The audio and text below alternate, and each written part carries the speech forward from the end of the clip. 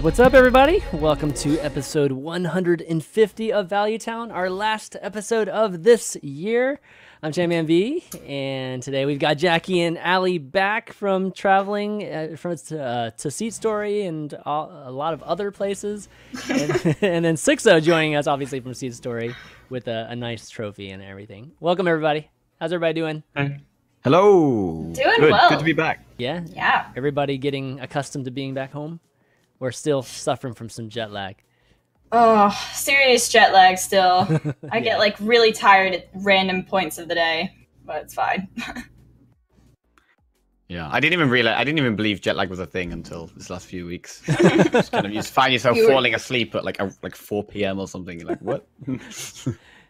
Well, Xixo, you spent lots of time in China, so I'm sure you know what jet lag is, right? Yeah, like I still had the Asian sleep cycle, but I was at Seatstory since I was like in China months before. Yeah.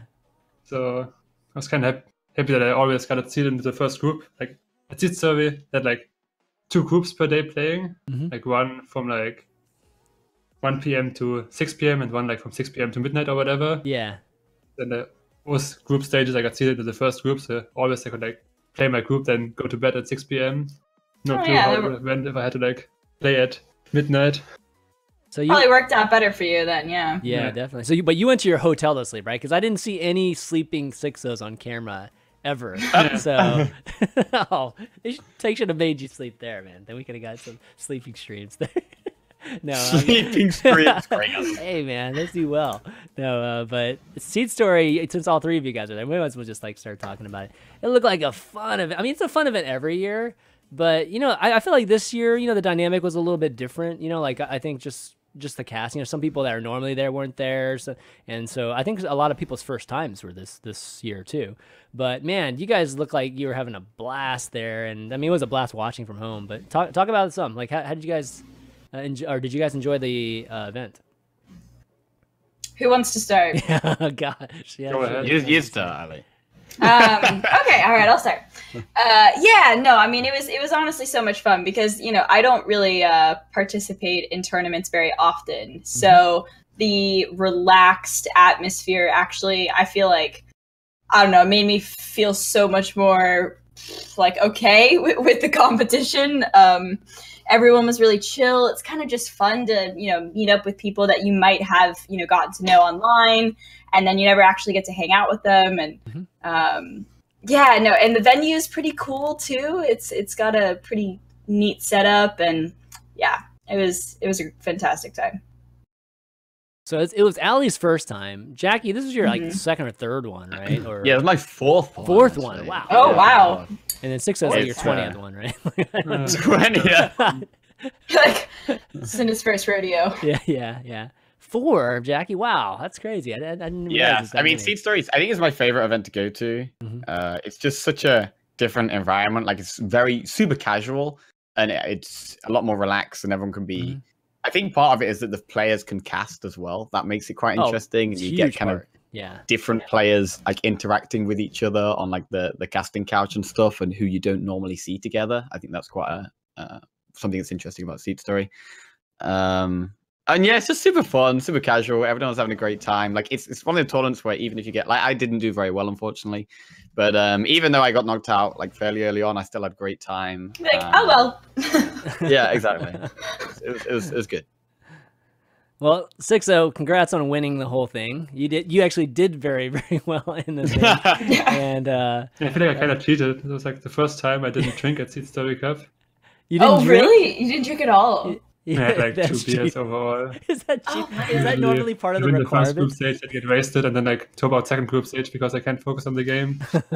Oh, man. It's not this time. Oh man, the gauntlet, the Seatstory gauntlet is finally revealed as to why it's so hard to win it.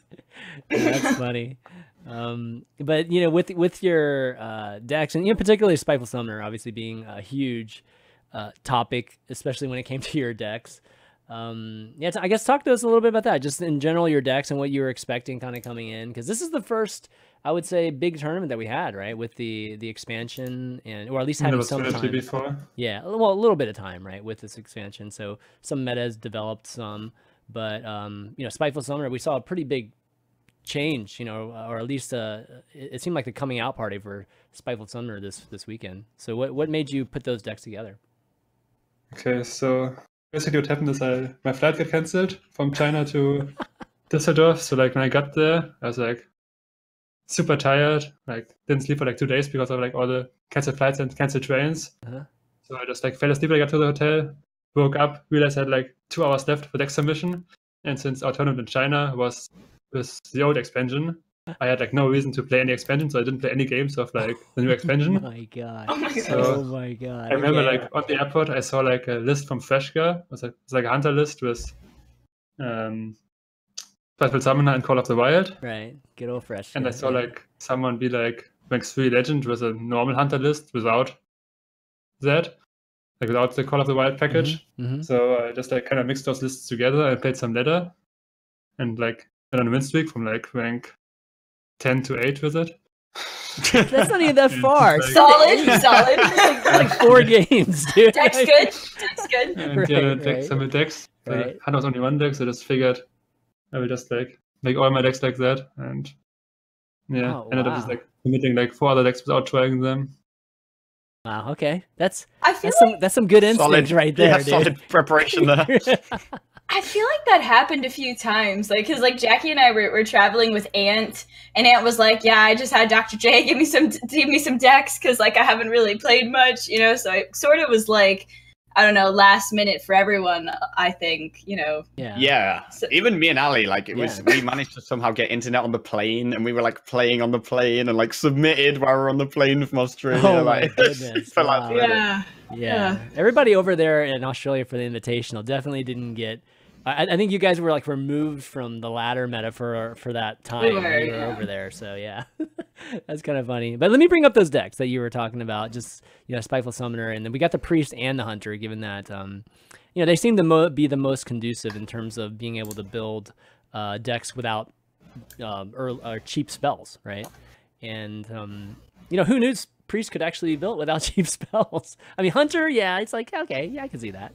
But Priest ended up being a crazy powerful one for you. I mean, the new 4-mana Dusk Breaker, whatever it's called, is basically a spell. Yeah, that's a good point. Makes up for the so Dragonfire. So the Spiteful Summoner is guaranteed a 10-drop every time you play it in the Priest deck. You also have the 8-drop from the... Oh, the 8, the free from Amber too. Yeah. But 8-drops are better than 10-drops anyway. Yeah, good point.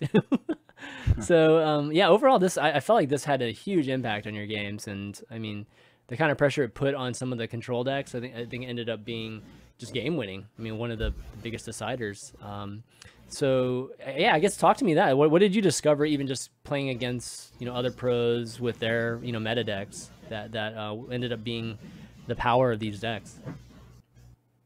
I mean, I knew that like most people went into the Seatstory banning Priest. So that like not a really fine decks, just like decks I expect to be decent, but like no real strategy in the decks. And I feel like against decks that are not like meant to OTK or whatever, you just like have a super high power level in the Priest and just grind them out. So with the Warlock ban, I feel like the Priest didn't really have bad matchups since very few people had like Crest Mage or whatever to beat it. Okay, yeah. Jackie and Allie, what did you guys think when you saw these decks? I mean, did you think it was a meme deck? Like, seriously, like the first time you saw this deck, you're like, oh man, this is like Jackie deck. Jackie, this is like Jackie the level first time deck. you saw the Hunter? Yeah. First time I saw the Hunter, I got crushed 3-0 with it. I was like, Jesus. That was hilarious. Yeah. The Priest deck, I actually saw someone post on, like literally the day before I submitted my decks, I saw someone post on Twitter, and I didn't actually play the deck. And I was like, okay, this looks like a meme. I'll try this out in a bit. But I wasn't expecting people to bring it to the tournament because when I saw people playing it, it was so close to the deadline. Yeah. But then that was like the Spiteful Summoner was such a common theme in your lineup, man. It was something that I hadn't even tried out yet, and just crushed it. Yeah, I don't know if I necessarily thought it was a meme. I feel like Priest curves out well. It's always kind of been able to curve out well. So yeah, I guess it's a little unusual, that it can survive so well without pains and deaths and dragonfires and everything. But I'm not really surprised. but as Xixo said earlier, just the Dust Breakers OP. You know, the card's ridiculous. So I don't know. I think it actually works really well. I was playing this deck today on ladder, and it was going pretty well for the most part. Yeah, you know, it's funny because like this is the type of deck, or one of the few decks, and we see maybe like a few of them each expansion, but yeah, and we see them typically have a lot of viability in the beginning of expansions. But I mean, I love this because it's totally a deck building thing, right? Like you have to alter your deck based, you know, to get that power play, which is the Spiteful Summoner in this case. And I don't think that's a good thing, though. I think it makes you, like, it ends up not being a good thing. Play a bunch of cards in your deck that are like meant to, like, you just don't draw them. It's like similar to patches. Like cards work in your deck because it's synergize with cards you draw, but like you don't never want to draw them. So it's just like you add like power level to some cards of your deck, and it's just like adds more randomness to the game because like it's just like the cards don't do different things, but just like some cards are better than other cards. So I feel like most games get decided by draw. At the same time, it's kind of bringing cards into play that normally don't get played, which I think is a good thing. Like no one plays Mind Control, so to actually see that in a deck, I think it's pretty cool. Yeah, I think that the drawback for doing it in these decks are probably not big enough, you know, for it to be, you know, just crazy bad, or at least later in the expansion having that actually be a decision for folks. Like you said, if it's just good all the time, then it just becomes patches, right? So and that can lead to definitely a bad meta. But I do like the fact that, you know, this deck building exercise, you came up with this deck, right? And all of a sudden this deck is powerful and you know what's just net deck the priest. Oh, you net deck the priest, yeah. So somebody came up with it, which was pretty cool. And what's funny is that even though you net decked it, like I do want to show you like what before Seatstory, looking on like Aces replays on that, if you actually see what the Discover looked like before, this is what it looked like in terms of priest. All right, before Seatstory, and there's no like Spiteful Summoner anywhere on here, like Spiteful Summoner's priest. But if you actually take a look at like this week or even today, you'll notice that look at this cluster. This blue cluster is Spiteful Summoner priest. Wow. So look at how big a difference or the impact that is. Wait, what? I don't understand. Yeah. Okay. So if you've never seen this, it's like a bad drawing. Yeah. So in HSReplays.net has this kind of meta like deck clustering type of thing that they show. So they show like what's popular, and that's what's represented by these colors and the different types of deck. And so this is today. So you can see that a huge portion of the priests that are being played are the Spiteful Summoner ones. Oh, right? So these are different priest decks. Yeah, I see. The blue is the Summoner priest, and red is big priest. Oh, right, I get it. Right. And if you look at a week ago, this is what it looked like, where, I mean, ignore the colors. Basically, there was no color that was Spiteful Summoner Priest. So there was no such thing as that last week, basically. Yeah, oh, so wow. that just shows you the impact of Xixo and Seatstory. I feel like I'm looking at a microscope of priest decks microscope. This is like looking at Ebola, you know, the Ebola decks in a different way now.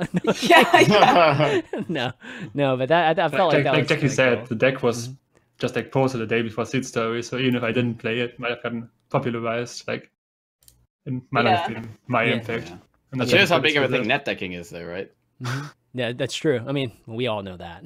It's not a secret at this point. And net decking became so much easier since like Ahi1 started to do their thing. Yeah. So, you know, one thing that we talked about a little bit last week, and I think just people generally refer to it in the community right now, is that one of the biggest themes of this expansion is just mana cheating, right? Like just getting cards out for, you know, like basically well before that they should get out, or at least in terms of if you look at them individually. And this is a case of that, right? Like we're basically getting a 10 mana or an 8 mana card on top of the Spiteful Summoner's body right now at 6. So of course it's a powerful turn, and we see that with Q block, you know, with the lackey and also the weapon, and you know we just see it across the board, druid, everything, right? So true. Yeah, actually. Yeah, it's like easy to have big tempo swings. Yeah. What are y'all's thoughts on that? I mean, is this dangerous? Is it okay if a lot of classes, I guess, can do it? Is that okay? Like, what do you think? One thing that I think is good about it is that it makes kind of mid-range to aggressive decks better against stuff like Jade Druid.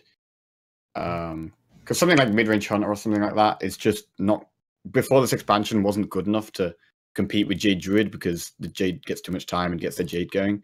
Right. Whereas now Hunter can do things like play a Corridor Creeper early or play the Spiteful Summoner, and that's kind of too much pressure for a deck like a slow mid-range deck to handle. It also makes cards like Twisted Nether is really popular now because people are just doing these insane things, and so things like Twisted Nether. Also, you've got Psychic Scream is insane.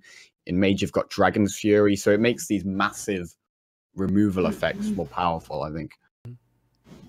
In general, like this expansion was like a super high power level. Like I think, like since next Rammers, there wasn't any expansion with like a similar power level. It's kind of weird that they do the end of the expansion because like now every expansion for like the next year has to compete with this one.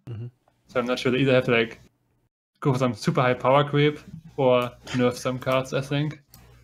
Yeah, because we're going to lose some like, cards. yeah. We're going to lose some cards in April or whatever, right? But I don't see Yeah, any of but, those like, you don't cards lose, we're like- losing here. Yeah, like you don't Warlock doesn't really lose anything, for example, like Yeah. with Control Warlock. So it's like every deck that comes out now has to compete with Control Warlock. Yeah. Yeah. Yeah. This Priest would get hit pretty hard with losing Operative and some of the dragons. But yeah, Warlock is in good shape. Allie, you're gonna say something? Yeah, I was just trying to figure out how much of an issue I think it is. Like, I think it'll be interesting to see what happens with the next expansion because it Corridor Creeper's neutral, Spiteful Summoner's neutral. So it feels like a lot of different classes can like keep up. You know, it's not like one dominating class that's cheating the curve and it's OP. So I feel like it's not an issue right now because everybody, well, not every class, I suppose, but most classes got something powerful. But with the introduction of new cards in the next expansion, I'm not sure how that's gonna go down. Yeah. Well, I don't want to get too. I mean, I think we're kind of diving into meta right now. I definitely do want to kind of close out the whole Seed Story talk and just give a shout out to just the casters. And I mean, the UK group is they are so hilarious to listen to. Like I literally found myself just laughing. Just out loud most of the time. Xixo's just rearranging his house now. But Xixo's just doing the dishes in the background. doing the dishes in the background. No, but I really appreciated like a lot of the banter that they were having. What is that? It's so heavy. It's a That's trophy. Oh, is that Seatstory Seatstory trophy. Cup? Oh yeah, It's nice. Oh, it's like a Monopoly house. It's like amazing. Yeah, but it's like pretty sick. Is it CHICC. metal or is it stone? Yeah, it's metal, but it's Okay. like, Yeah, got it. but yeah, it's like, I guess Hollow. like 5 kilos or whatever. Pretty heavy for Yeah. a trophy. Good stuff. But yeah, so overall, like I think that it was, a lot of the fun had to do with just the casting and just that ambiance that they had now too. I feel like everybody's just in a comfortable spot now. Like everybody knows when to just goof off during a game and then when to kind of come back to the actual, kind of real casting, to talk about some cool stuff. And yeah, it just really, really shows up during Seat Story, whenever they're doing that cast. Yeah, I'm glad to hear that it looked like we were having as much fun as we actually were. Because I wanted that to translate well, which it seems like it did. Yeah. So you guys had a lot of F2K had how many people there? Was it 4 people? Yeah, Yeah, so like for the Sunglass last and- 3, it's just been me, and then Lena, this time yeah. it was me, Ali, 7th class, Nicolina. Yeah. So, and I've met Ali before, but I'd never met 7th or Nicolina before. So it was really good. We had a whole gang going. Yeah, exactly. Representing. Yeah. Yeah. Good stuff. Speaking of Nicolina, I remember that Tice play on Nicolina. That was when I messaged you, Allie. When I was like, "What? What is Draconid? Is Draconid Enchanter actually something? No, or not Draconid. Oh. Drakari Enchanter actually something? Oh my god, that was incredible. One of those Ties v Nicolina games was literally one of the most insane games I've ever seen. What was it like Priest against Warlock or something? It was Yeah, it was. it was ridiculous. We were watching that game together and we just were dying. Like, oh god. He plays the 9-drop and 5 cards come down. Not bad, and he just wins the game instantly. It's And crazy. there was another bit where he had like Lyra, and then he had a full hand full of spells, and so he was just overdrawing every single turn, and there was nothing he could do about it. I've been in that position many times where I'm drawing 2 at a time, and I'm like, crap, man. It sucks. Yeah. So, anyways, a lot of fun things for sure. But what are the biggest highlights off camera? Anything happened that was like? There's always something that happens that people, will always talk about. That was, none of us at home actually got a chance to see. Some people drank too much. that happens every Seed Story. That's nothing new. That's Ali. Whoa! Excuse me, Momstraza came out. I was taking care of some people. Okay. No. Gosh, something that happened off screen.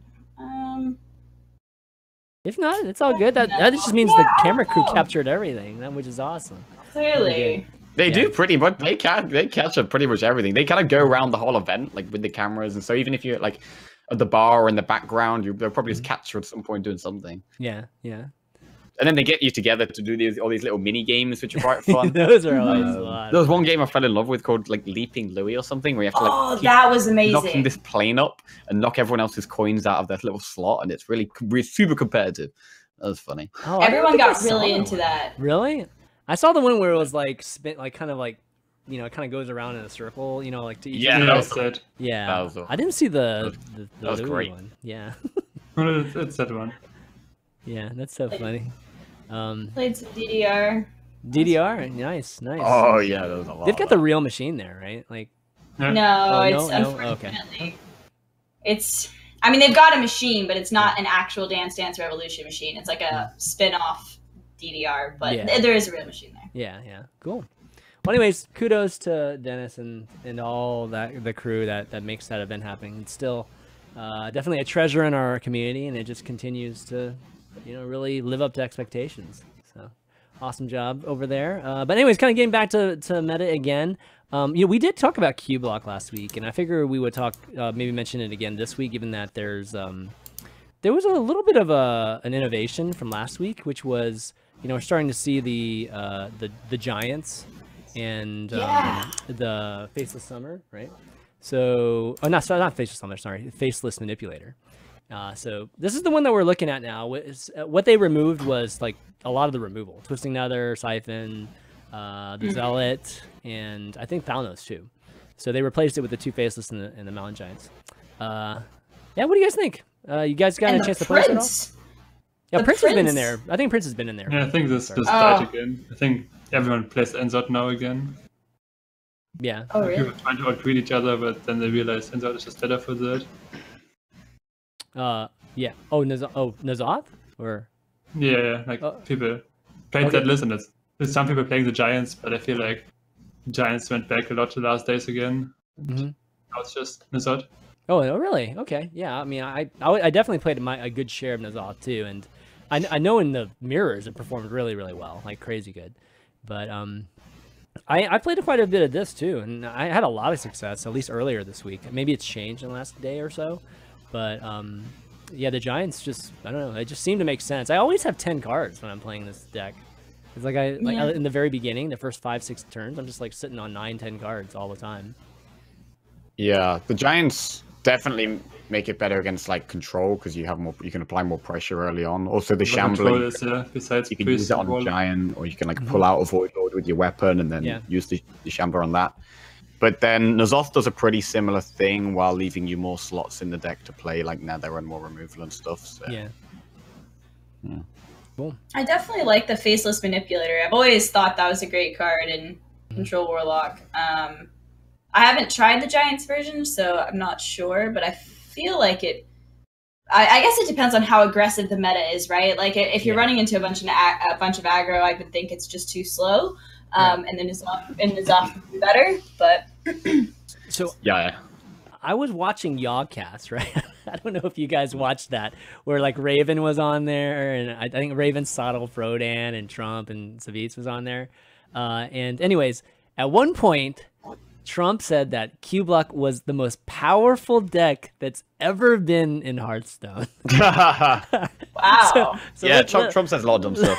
Oh man! Whoa, shots Boy. fired! Boy, is that a slogan in US right now, but it's not usually that Trump. Yeah, he gave Corridor Creeper a 1 out of 5 stars. That's true. Wait, did he really give it a 1? Yeah. Yes, he did. That's very, very true. Wow. So, I'm guessing that's not the case in y'all's minds then. I mean, does anything beat the Undertaker, the Undertaker decks back in the day? I mean, those were, I still think, the most powerful decks. I mean, Undertaker Hunter, Patron. Mid-range Yeah. shot.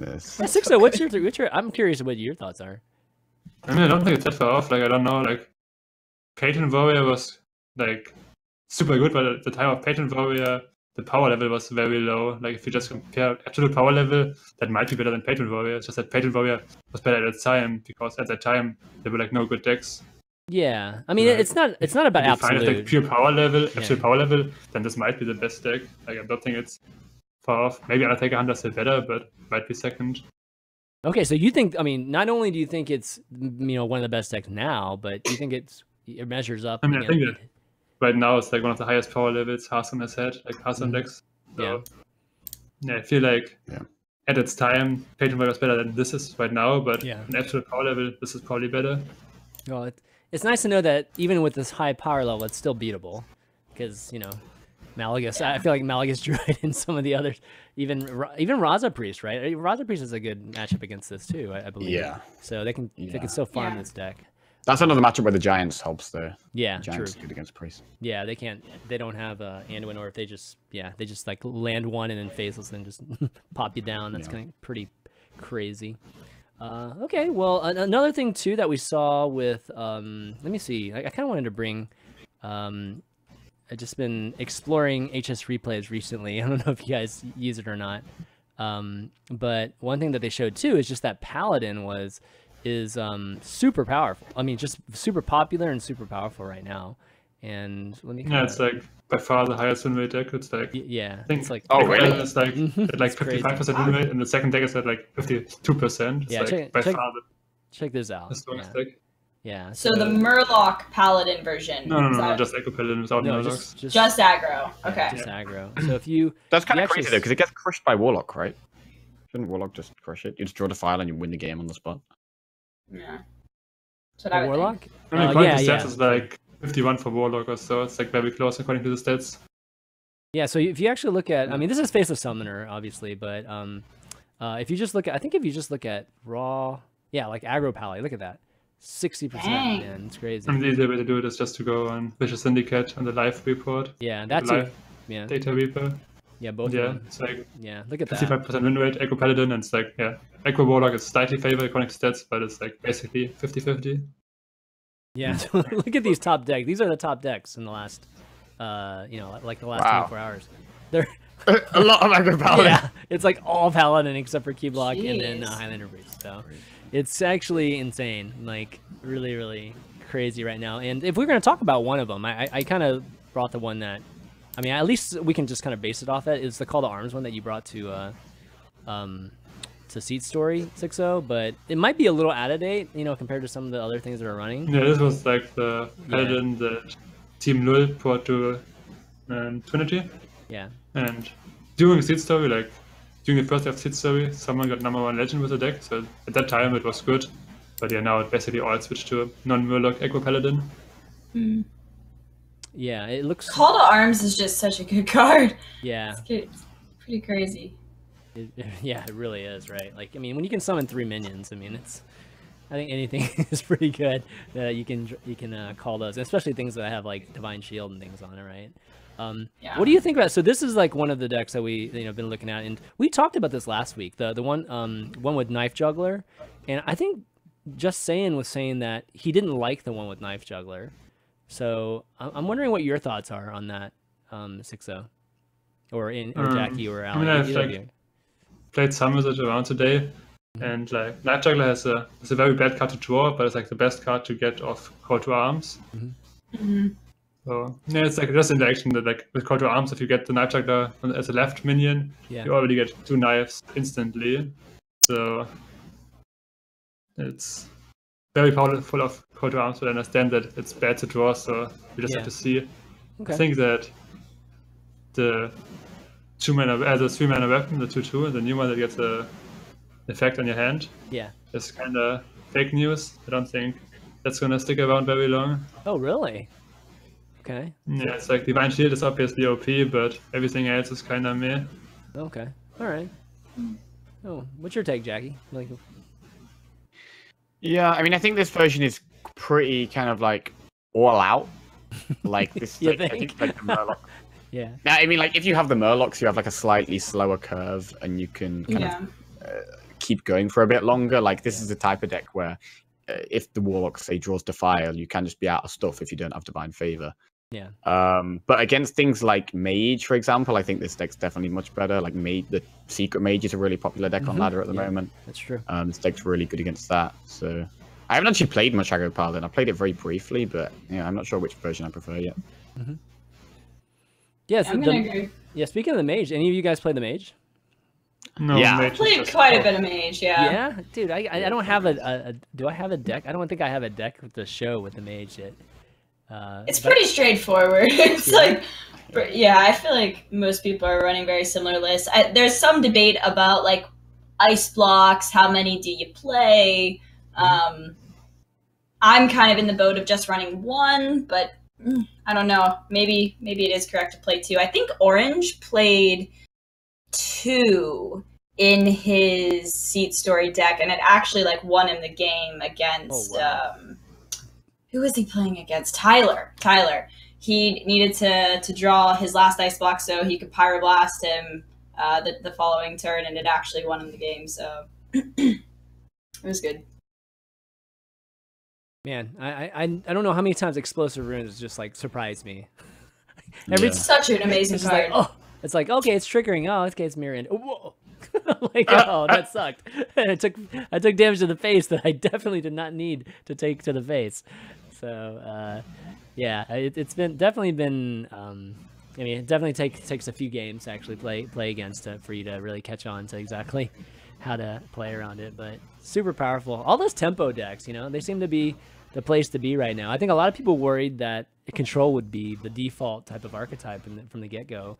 But now we're starting to see a pretty good mix. Like we had a control wave, and then now we're seeing like crazy tempo wave, right?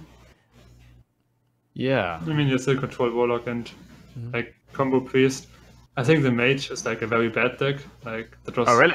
one of the highest win percentage decks like the first days. Again, the first people didn't play the what's the card called? The Warlock spell, 1 mana, kill a minion, heal for 8. Oh yeah, the Dark Pact. Yeah, right. Oh, People didn't play Dark that, so like right. it was fine against Warlock like the first couple of days. But now that the lists are more refined, I think like Mage might be a bit favored against Priest, but there's like no other favored matchup. Okay. Like I think all the other aggro decks just like out-tempo it, and Warlock outlasts it. Yeah. Yeah. It's like if you don't have a mana worm into it 2/3, it's so hard to come back on board sometimes. Like you can't recover with the Tempo Mage deck, I feel like. Yeah, it's the type of deck that can just like completely not draw. You get like Mana Worm into Archanologist to Kieran Tormage Secret, and then you just win those games. But I think even those games you can lose. Like I think even those games, like power level of Mage is just really low. I feel like even the games that you win, like you just barely win. You know what I mean? Like I haven't had any like blowout losses against this deck. I don't know if you guys have experienced it or not, and it just kind of makes me think that there's just not enough like damage potential for it to give you a large winning percentage. yeah, I mean the best thing about Mage is the amount of burn it has. Like no other class can really compete with, other than like Razakus Priest and all their hero power, etc. But Mage just has such strong burn that I think it will definitely still be able to exploit certain decks. But, Which Yeah. deck? some of it doesn't have heal. And like what deck does not heal and not out-tempo Mage? Like Yeah, I know what you It mean. used to be Rogue, right? Like Tempo Mage used to have a pretty good matchup against Rogue, but now it feels like I don't I feel win. like this matches beats Mage. Yeah. Got Yeah, everything. it It's does. a pretty good card. Like that's Captain. I mean, the thing about Mage is I think Counterspell is huge. like if you're against a control deck and you draw counter spell and the control deck is relying on their Hellfire Clear or something like that, like that can just win you the game on its own. Yeah, I think it's definitely the control killer, like, or well, kind of. Sort of. Sometimes it's the control killer, but it's not consistent enough. Like, against control if Cabal Lucky wasn't a card, but like Cabal Lucky just blows that deck out. Yeah. And the dark Pact's so good for 8 health. God, Cabal Lucky. I mean, just that deck is so synergized. There's so many things that synergize with each other, and it's pretty tough to play against it because there's some kind of crazy value play that they're going to have a large percentage of the time. So one card, I guess, you know, I know everybody at home can't really see this, but you know, one big card that's in this kind of mage is a Luneth, right? Like the actual weapon, and yeah. What do you? Obviously, it's good. You know, obviously drawing 3 cards. I mean, it's amazing in terms of like keeping pressure and that sort of thing. Do you try to play it on 6, or do you guys find yourselves, if you do play this deck or play against it, or is it actually played a little bit later? I feel like you usually want to play it on 6. Like, unless you have an amazing clear tempo swing, like drop a corridor creeper, like with all this other stuff, I feel like you generally want to just take the turn, you know, and play it, because for the rest of the game, it's gonna put you in so much better of a position. That's my opinion. Yeah, I think if you've got a good play, like, because you're generally having an aggressive start in the mage, if you've got a good play to keep applying pressure, you do make that, and then I would usually generally use the weapon when I don't have a good play to make, when I'm almost out of stuff, and then just use that to carry on, find a burn to finish the game. All right. Well, I think any other big meta decks that you guys can think of that we haven't covered that's going on right now? Any? Big Priest. Oh yeah. Oh. Big Priest still a thing. Yes. Yes. Big Priest. It's still a thing, right? Yeah. Yeah. I hate that deck. That deck's always going to be infuriating to people, but you know, nowadays, you know, even with nowadays, I feel like it's still good, but you know, everything else has, like, again, mana cheat, right? So doesn't feel quite as bad, but you know, you still have the ability to bring back those statues, man. Those obsidian statues are just like killer, man. Yeah. Yeah. The Big Priest. Milestone has been huge for that deck. Wait, go ahead. Big Priest plays Divine. Does the Big Priest that's being played a lot have Divine Spirit and Inner Fire in it at all, or no? It's just like straight big. No. Okay. No, yeah. It's just straight big. Okay, cool. Yeah, but like with the new keyword recruit, basically every deck is Big Priest now. Yeah. Yeah. That's true. That is definitely true. Well, all right. Well, we'll see how the meta kind of. Oh, Jackie, you wanted to? Yeah, I was just going to say Mali Quest Druid. I've been playing a ton of that the last few days.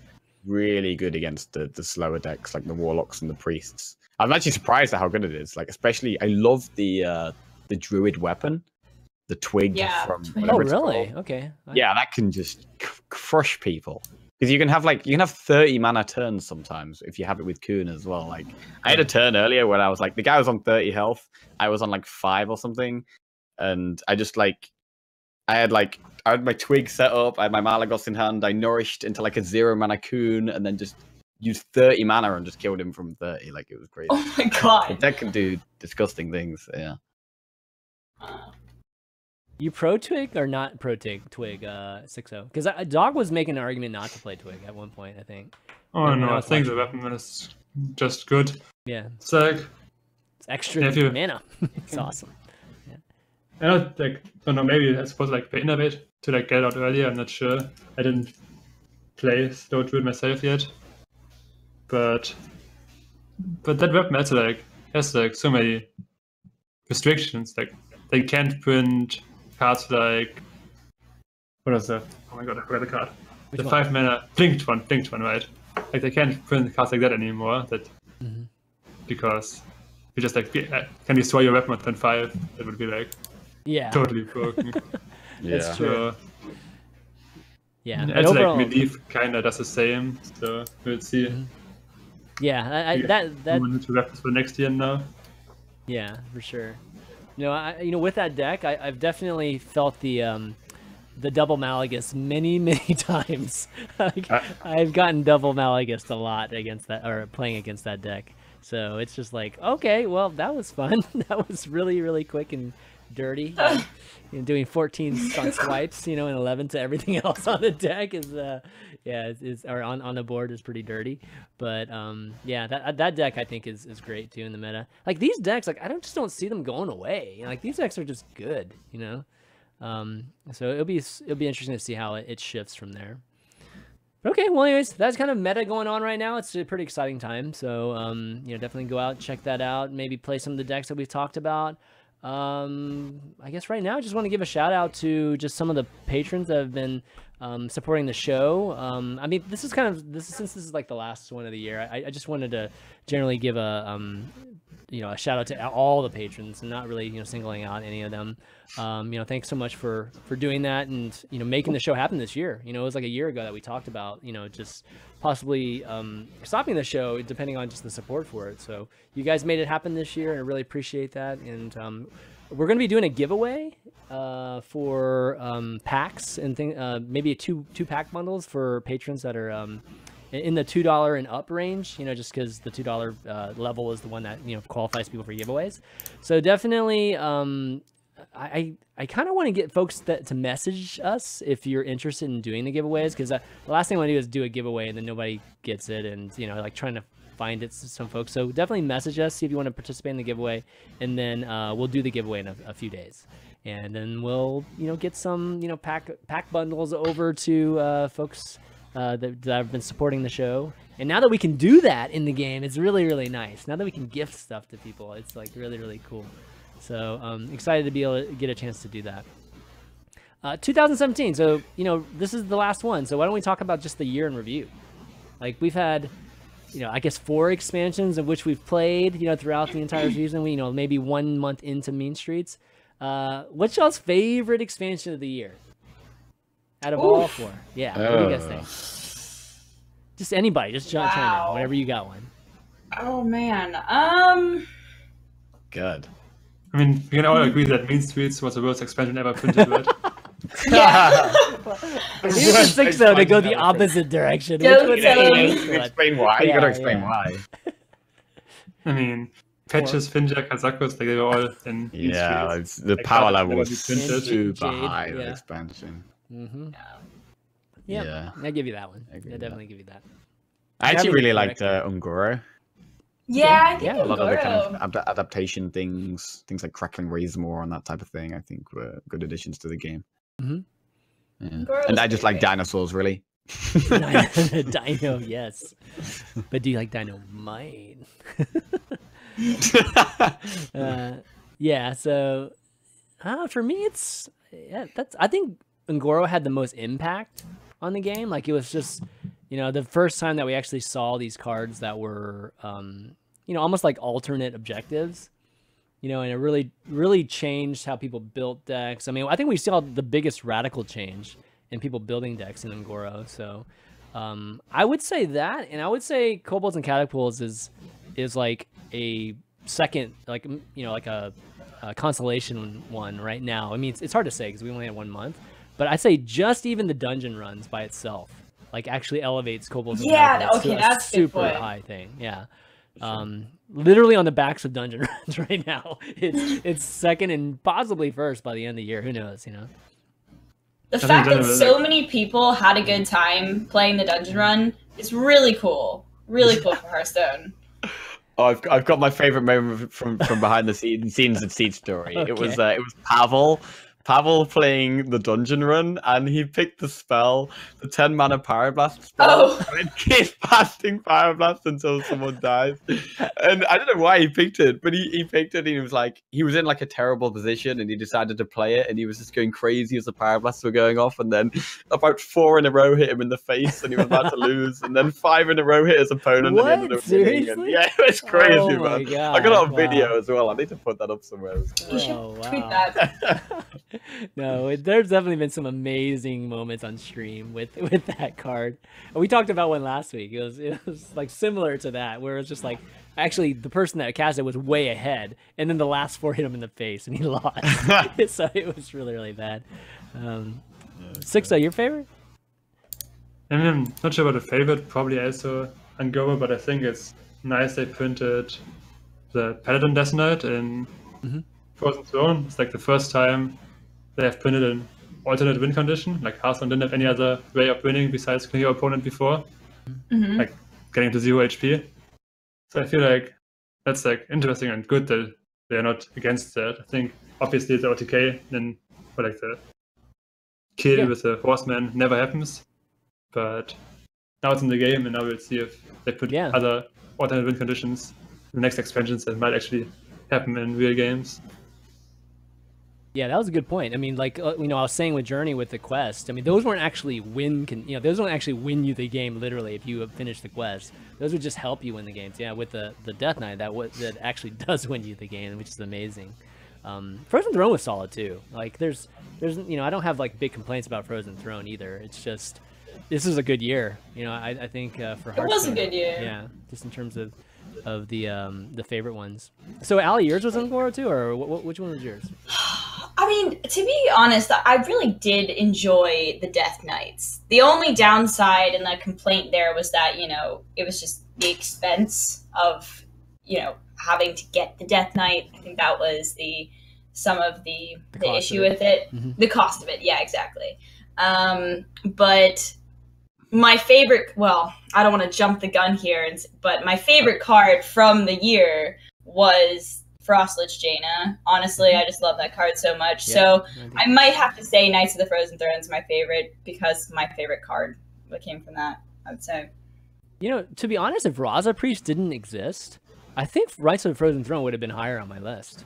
It's just that one exploit, like that one Death Knight that caused an exploit. Yeah, really, I think hurt how, at least my perception of it. I mean, it's not bad. I mean, obviously Raza Priest is very viable. Like, it's an important piece of the meta right now. It's just, like, it just became almost a bit, it got to that almost oppressive level. And it's just like, I don't like it when Hearthstone's in that kind of state. So it was a hard deck to play too. So it wasn't like it was easy, but, okay, so favorite card. That's kind of the next thing we were going to talk about, which was Segway. Frost. Yeah, Frost with Jaina. That's Allie's. Anybody else? Like who's which favorite card, or which card was your favorite this year? One of my favorites. It was actually Mean Streets of Gadgesan, but I loved Finja. Patches. You would say Patches, Xixo. Yes. Goddamn Patches. Okay, so sorry, Finja. Jackie, which one did you say? Finja. Yeah, I really love Finja because when it first came out, it was like Murloc Paladin was still a thing. The OTK, anything can happen Paladin, and Finja just made that deck even better. And that was one of my favorite times to play Hearthstone. Just playing anything can happen Paladin with Finja. It was, I don't know what it was, but something about the deck just. It was one of my favorite decks to play of all time. So yeah, that was also one of my favorite decks to play of all time. With old Murk-Eye, oh, so great. Yeah. Oh man. Yeah, no, I didn't actually play it that much until old Murk-Eye was kind of like removed. Oh really? Oh. Yeah, but that deck was great. Yeah. Xixo, you have a fun card. I mean, you've named yourself like 10 cards like between now and then on Twitter. So I'm just wondering which of those 10 cards is actually your favorite, or they're just pure memes. I'm trying to think of mine. I'm trying to stall actually. I guess like design-wise, probably the Paladin Death Knight, as I said already. Yeah, okay. But yeah, they have nothing else there, I don't think. Like the good cards are just too oppressive, so can't really vote for those. Yeah. You don't like Ultimate Infestation? That's not your favorite card at all? Okay, wait, that was from Knights of the Frozen Throne, right? Yes, that was from Knights. That's a ding. Oh. That's actually a minus. That actual expansion. Spreading Plague too. Yeah. 5 minutes Spreading Plague. 5 minutes. I totally forgot it cost 5 mana. Holy crap! I know. Oh god, that's actually insane. Remember Innovate? Remember Innervate? TBT. Wow, it wasn't that long ago. I mean, it's going to take like at least a year for me to forget Innervate, given that we've had it for like 4 years. You know? Yeah. So, yeah. So for me, man, I'll throw out Sunkeeper Terra. How about that? Yeah, I think I actually like Sunkeeper a lot. Just I think that it's, you know, it's just well designed. It's got nice power. It dictates, you know, some of Paladin's control and tempo type of decks. So well designed, and you know, it's something that you know, was definitely brand new this year. Okay. Another one I loved was Wicker Flame Burn Bristle, sticking on the Paladin legendary. Paladin's got such great legendaries. But they kind of released it when like Pirate Warrior was super insane, and the card was so good against Pirate Warrior. It was just, oh, it was fantastic. You just draw against Pirate Warrior, and it'd feel like it would just win you the game. Yeah. Which class do you think got crapped on the most this year? I'm just adding one now. Warrior. Warrior. Really? Ooh. Yeah. Wow. Yeah. Okay. I mean, Warrior was good for a lot of the year. But did they really Maybe have new stuff though? Like to Allie's point, right? Was there actually new stuff added to it, or was it just like Pirate Warrior is just strong? Quest Warrior. I mean, it's just like patches. Yeah, that's true. Quest Warrior was good for a really long time. Okay. Yeah, during Goro for sure. Yeah. I mean, was Hunter good at the start of the year?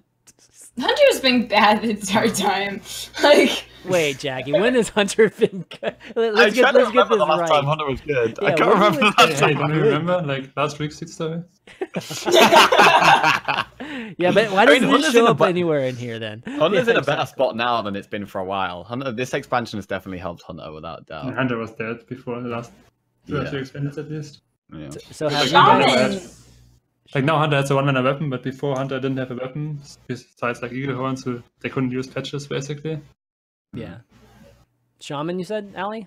Shaman hasn't gotten that much. I mean, it took a hit when they, you know, printed so many freeze cards. Like, imagine if those were good cards, you know? Yeah. That whole Yeah, expansion. imagine if those so 10, just- 10 cards were actually good. Yeah. No, these more like 5 cards. 5 cards are pretty terrible. Yeah. That's a good point. Yeah. I think Shaman ranks pretty low there. I mean, if it wasn't for just Evolve, you know, like just that doppelganger Yeah, Evolve's Evolve been play, like with that, they would be actually. Wasn't that last year? I guess It was I didn't- Green Oh, Screen, just Green Evolve Screen was does last go. year. Yeah, Evolve does go away, right? Yeah, you're right. You know what's funny with Evolve Yeah. Shaman is Shaman that got I nothing. feel like it was a meme deck for a while. You know? Like, do you remember people would play Evolve Shaman and... Dude, I talked about it like last December. I remember me and Noxious. I was like, Noxious, this is actually kind of good. Like, Yeah. nobody it was like a meme literally for a gives it while. any credit, and then now it's like, yeah, it was a meme for a while, and now it was just like a very strong play, right, for a foundation into Bloodlust. So Yeah. you're right about that. It was late for the last year. Okay, yeah, I don't think Shaman got anything. Like, to be honest, like, what did Shaman get? I'm having a hard time. Their quest sucked. Their DKs was sucked. okay. It's It was okay. Death Knight was kind of like the Death Knight had a pretty low win percentage. It was like one of the worst cards. Yeah, it was. Yeah. I think it was like the second worst win rate card in the deck. yeah, and then So, what did they- no, I mean, what did they Bloodlust get? and Devoid were the worst, but because if you think about the themes that Shaman got, they got Freeze this last one. They got Murlocs in Ungoro, and we didn't see any of those. Like, it hasn't even penetrated the meta at all. Yeah. So what did Shaman get this expansion? Did Shaman get any cards? oh, Oh, they man. got Volcano and Primal Fin Totem. No, Primal but this Fin Totem's good. expansion. Yeah. No, this Primal expansion. Fin, that's a I feel like the only good card they got this expansion was the Legendary, but you can't even play that in anything yet. Yeah, well, I haven't explored that at all. So, well, you know what? Elemental was decent at one point, right? But I don't know. I felt like Rogue was better, anyways, at Elemental. So, To Yeah. be fair, like, this Shaman didn't get much because the previous year it was the best deck. Yeah. You know? that's true. Like, That's true. it's probably a good thing that it's had its, you Payback. know, its time on the back burner for a little while. Yeah. I feel like we're not that far from another aggro shaman popping up sometime soon. And Will anything beat Tunnel Dragon and Totem Golem, though? I don't even know. I mean, that's the Shaman's just missing like a good one drop. Like if Shaman gets given like a Yeah. good one drop or something, then they got some good aggro tools. So Yeah. I mean, Yeah, like lightning bolts and lava bursts are still a thing, you know? Yeah. Flame Tongue's still the best card in the game. So. Yeah. Whoa. Kappa. Okay, favorite moments. Favorite moments of the year. So highlight moments. It could be personal. It could be just general. Hearthstone. Xixo, you want to start us? Like, what's your? What was, I mean, I can't pick one moment because then I get like hate from one of my teammates. So I'll just go with two. We just go with Hoy and Surrender both winning the HCT split. Was pretty nice to watch. Oh yeah, nice. Yeah. Okay. For me, it was probably when, like a month or two ago, when I won Game Goon in Spain. It was like the first tournament I've ever won, and it was with a kind of meme lineup. So that was a massive deal for me, and it kind of like felt really like, I don't know, I felt really proud. I was like, yes, I've done it. I've won a tournament. I've done it my way. This is what I've been trying to do for so long, and I finally done it. myself. But yeah, that was good. Awesome. Allie? I mean, you guys have had a hard- big year. I mean, you guys have It's been hard to everywhere. narrow it down. This year's been absolutely incredible for me. I mean, the last like 3 months of my life, like it started off with October Brawl and BlizzCon, and now, I mean, I just competing in Seatstory for the first time was really cool, and took down Colento feels good, man. Yes, you did beat I forgot to mention that. I was meaning to mention that. I totally forgot. Yes, that's awesome. 100% win rate against Colento. That was No big off deal. air, unfortunately. Like, that would have I been awesome if we know, would have yeah. seen it. Yeah. So I don't know. It's hard for me to pick one moment. It's just been a great year for me. Yeah, for me, probably BlizzCon. I mean, getting a chance to do Streamer Showdown, for obviously Hearthstone in the Tavern Trivia, and then Streamer Showdown also for Overwatch too, just before that. It was cool. It's really cool being a part of BlizzCon, or just having something that I've created, be actually part of BlizzCon, and part of the actual schedule itself. So that's definitely a highlight for me. Just kind of like a check mark. I can like, all right, I did that. That's like really, really cool. Check. Yeah, absolutely. But other than that, maybe generally for the game, anything huge generally for the game. I don't know. HGG was pretty cool. Which one? HGG. Oh yeah. Oh, the global games? Yeah, that was pretty cool. Wow, you're like one of the only people I know that has said that it was really cool. No, I mean, I think So- the only problem with it, I think it dragged on too long was the problem. Like, if it had Yeah. been a much shorter event, Yeah. I think it would have been a lot better because I had a lot of Yeah. hype at the beginning, and if it was like shorter, the hype would have like kept up. But it just kind of dragged on way too long. But I like the Yeah. kind of idea of it, and hopefully we'll see it again next year, and it'll be a bit Yeah, more like compact. one active player in Germany. I was about to mention that. I was totally going to mention that. Yeah, the German drama in the beginning of HCG was some juicy stuff that we got. Oh. But I think you're right. I think HCG had potential. I think that hopefully they'll execute it better this next year. But I guess maybe to kind of piggyback on that, Trinity. I think Trinity's first year was this year, right? Or Yeah, You there see are two that? events this year. yeah, Actually, maybe it's last year, not sure. did they start last year? I can't remember. No, it's actually no. It was actually not that early this year anyway. It was March, I think, or February. This year, right? Like the first Yeah. one, right? Yeah. So Yeah. I think It Trinity started in February, I think. as an event, it was like one of the first times we saw, team comms. So that was like definitely a innovation just in production, and since then we've seen it like everywhere now. So, but I think that was really, really cool for the community, just that whole aspect. I think it's like an awesome format. Generally, the production I think is in the Western scene not very good in Hearthstone. Like Chinese tournaments are like way better production, but like the format of Trinity was probably the best format Hearthstone has had so far. Yeah. Okay. Well, why don't we move on? HCT. There's been a lot of. Go ahead. Yeah. Another highlight. I wanted to say one of the other really good things about this year that I liked was just the whole dual class arena thing. I thought that was so much fun. Oh So- yes. Yeah. I That's hope true. that they do more things like that in the future because I feel like Yeah. it really kind of shook up the game for a lot of people, and it was a lot of fun to stream, a lot of people to watch. Yeah. So They just I want to throw that in there. generally just those one-off things. Yeah, like the dual Yeah. arenas, the God, what do you call it? The Heroic Brawls? Heroic Was Brawls. that- Yeah, that's exactly what I was trying to think of. Yeah, Heroic Brawls. I think they may have done one last year, but they did one. Yeah, again the first this one was year. last year. The first one was during Gamescom last year. Yeah. Okay. The Wild tournament was this year. That was the first time they did that too. So, I think just overall Blizzard has done a good job. As much crap as everybody gives them, like during the year and everything. If you actually take a look back and look at 2017, they did a lot of great things marketing wise, and trying to build the community and that sort of thing. Definitely kudos. Yeah, but if they want credits for like the new stuff they print, they have to remove patches first. Once that happens, I mean, patches is like now everything's like in the this shadow black of cloud. Mean Streets. In the shadow of Mean Streets. Yeah, see, but Mean Streets is 2016. Right? It's I know, but actually I'm saying, gonna like, everything now is still like has to compete and like still with Mean Streets. So like, I think like all the expansions that came out since then would be so much better if it wasn't for Mean Streets. Yeah. It's actually going to be insane how much the meta will change when these sets rotate out. Like Jades are going to be gone, Kazakh is going to be gone, Patches is going to be gone, all the old gods, N'Zoth, etc. Wow. Like Yusharaj. The Really a meta will different just game. completely change. I can't wait. Yeah, because Me old neither. gods are so played right now. People playing N'Zoth and Yusharaj. These are in Big Priest and I run into Warlock yeah, pieces. but- you all the time, Xixo. Come on. I mean, all the decks we talked about Good. today pretty much don't have any of those cards in them. So, I mean, maybe it won't be as big as we think, but yeah, those cards have been cornerstones the entire year. So it will be weird not to have it, but it'll be nice not to ever have to talk about them, except for in WoW.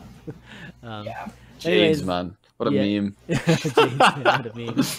So 2017, one thing we were talking about, at least before N6O, was just that, 2017, I think HCT still definitely have some of its, has some of its issues, but, they definitely announced the HCT 2018, which improved on a lot of those things that I think were issues.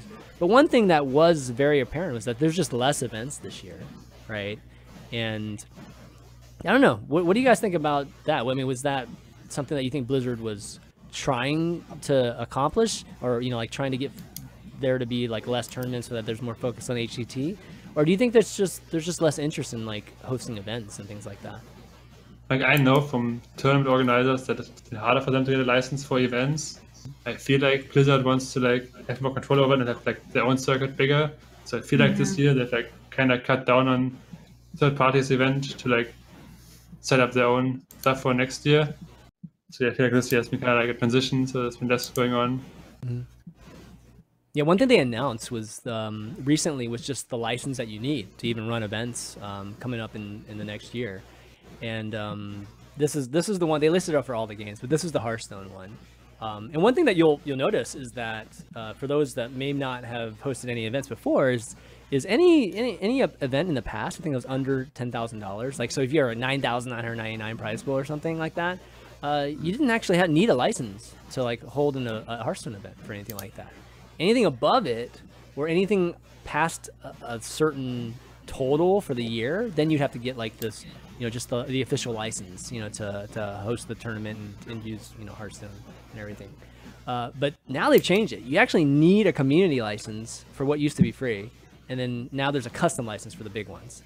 So this is even harder, right? I think this is, I don't know what the approval process is. Maybe it's easy for community license. I mean, I think like the ones who do those events already talk with Blizzard. Like it should be easy for ESL to get those, for example. Yeah, so, like sure. ESL, Sure. it's like in good terms with Blizzard. So Yeah. I feel like this might be an issue for like some Chinese events, like WEST maybe. I'm not sure.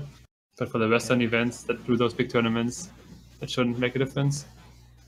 Yeah, and then there's just sponsor contributions under 10,000 in value. So, okay, that's kind of interesting too.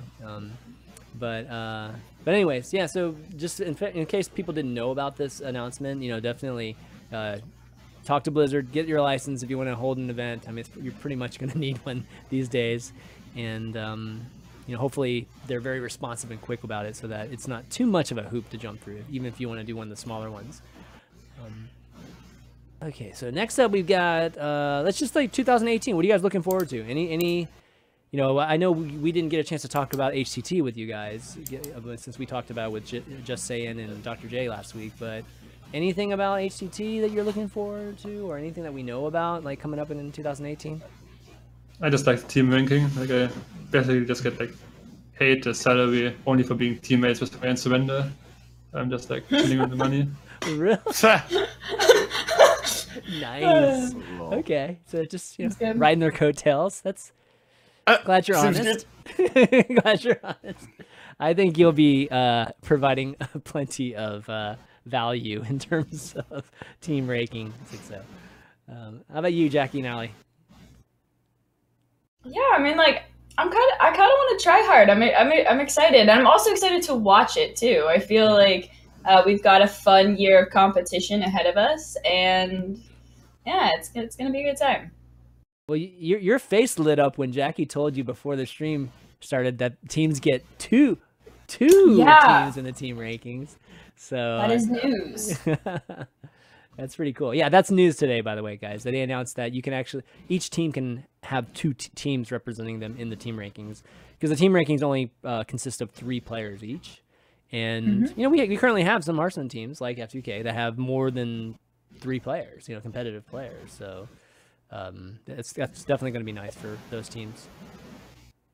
Yeah, for sure. I'm just definitely looking forward to the year as a whole. Like, I'm gonna try to be super competitive in 2018. Like, generally, I've kind of, like, this past year, I've been focusing on my stream, and like I enjoy being creative and playing fun stuff. So that's generally what I've been doing.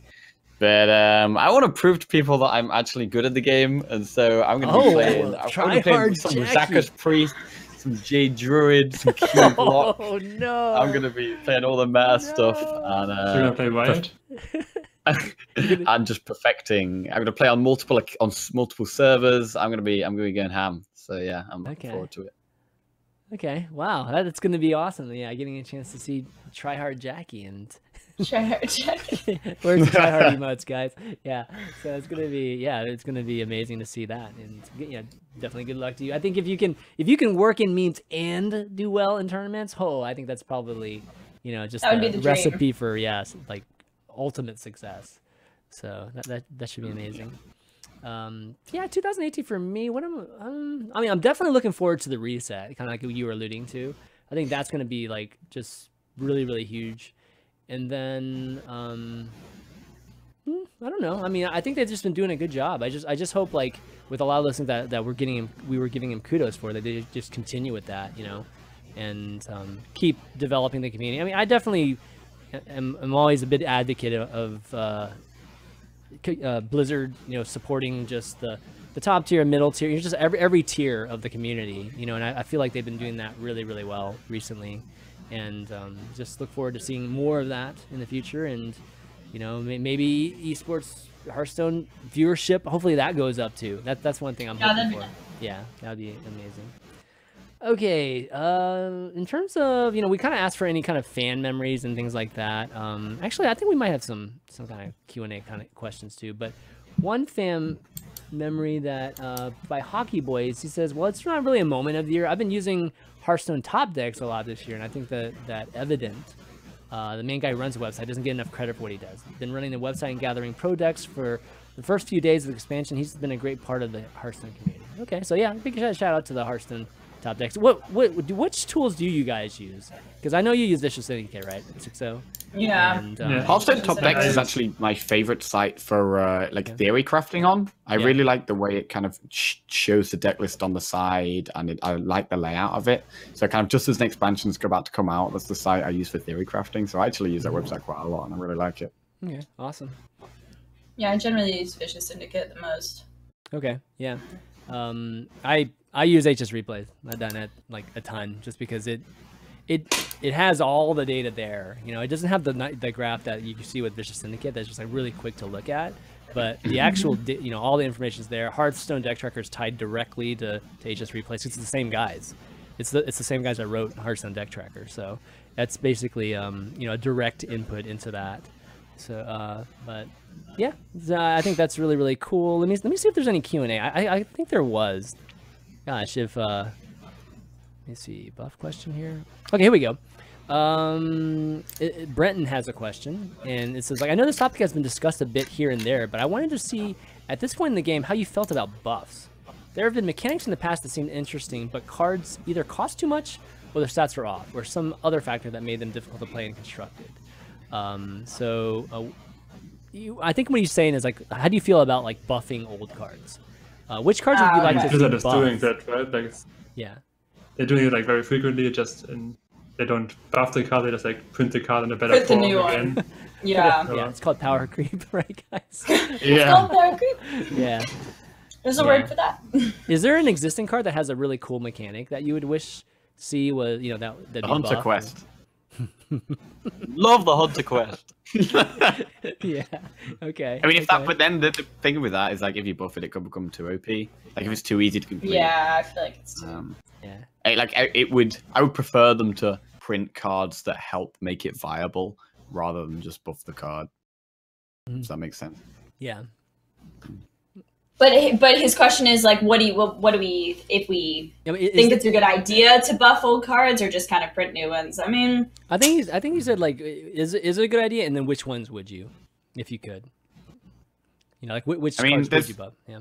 There's some cards in, like, the classic set, like Ironforge Rifleman, that I've always just thought, what is the point in this card? Like, there's no point in this card being in the game because it's never going to be played in any deck.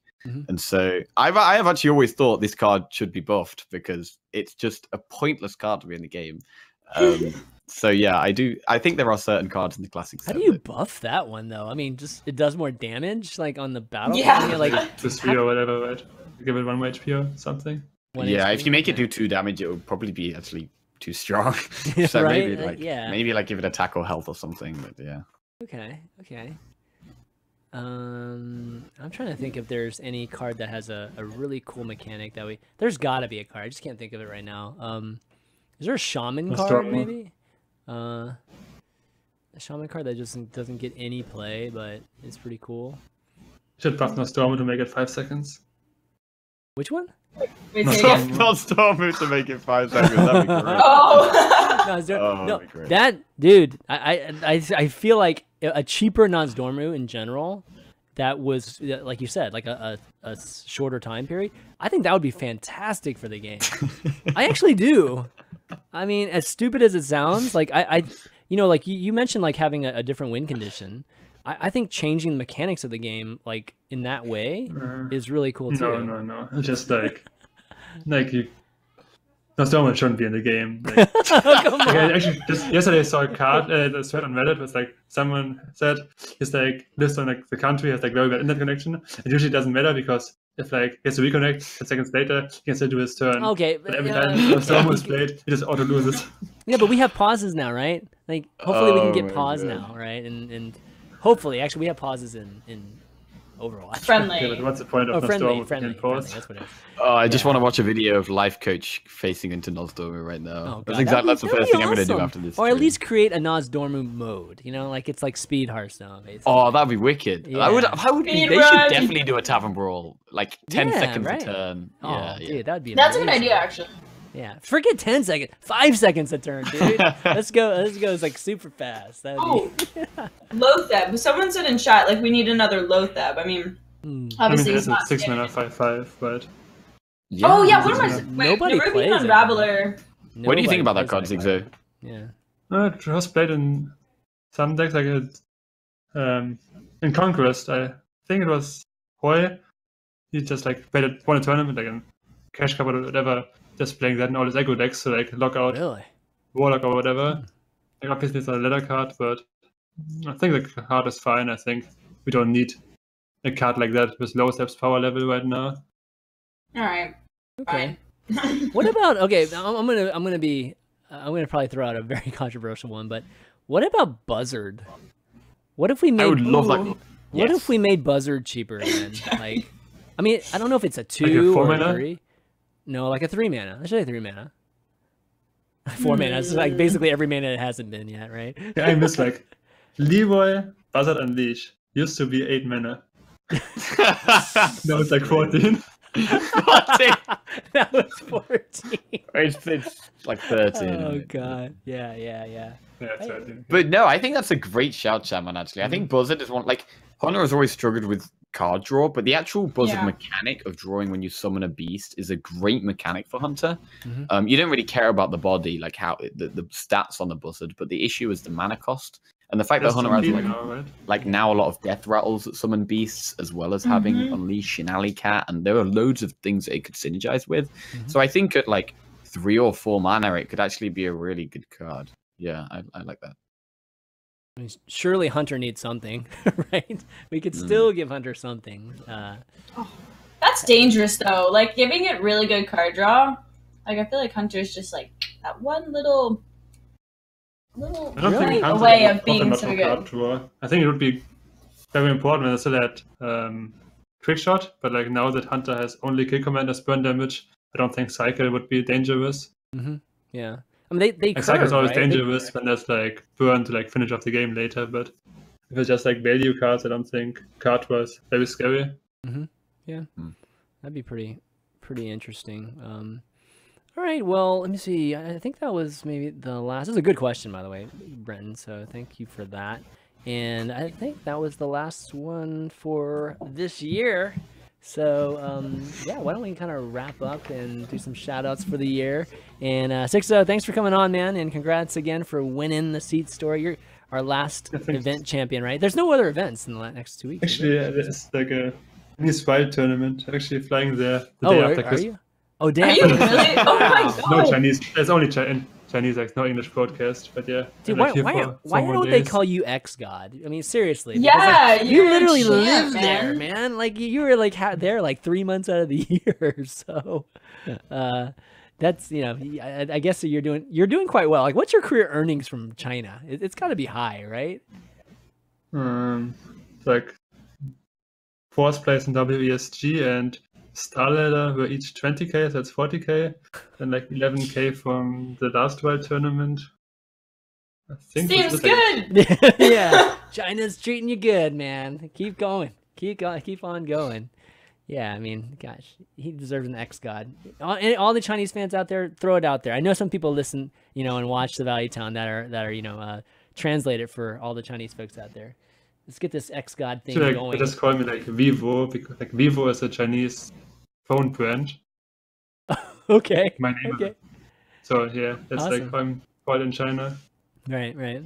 Well, anyways, any shout outs you want to do before we take off?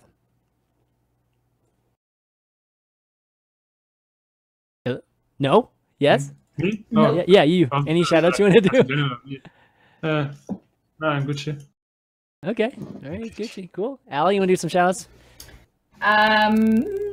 Shout out to all of our patrons that allowed us to continue Value Town this year, and also just to ChanManV and Jackie, just doing the show this year. It's been great, and thank you guys for being such awesome hosts and co-hosts and everything.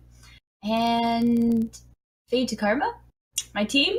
Thanks for sending me to Seatstory. It was an amazing experience, and I love my team. So yeah, that's it for me. Jackie?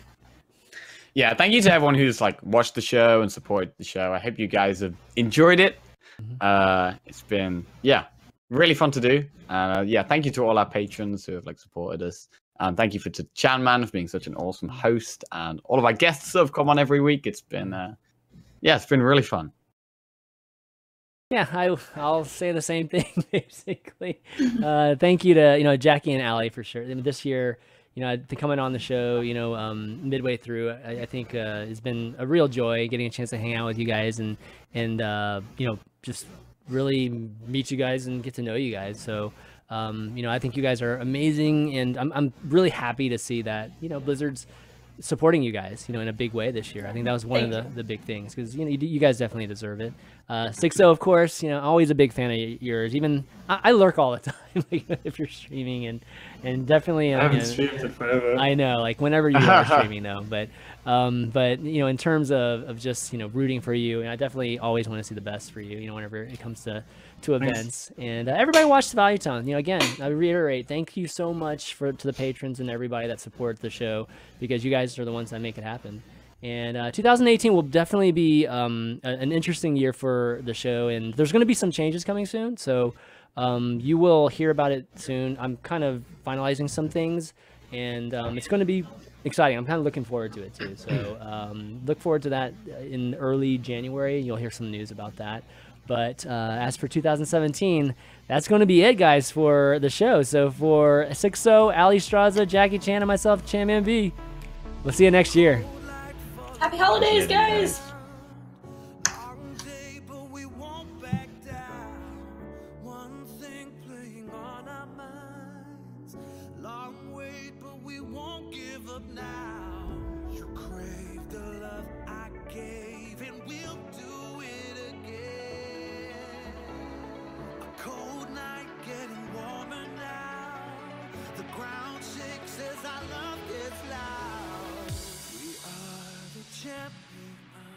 Champions of the night. We are the champions of the night. Yeah.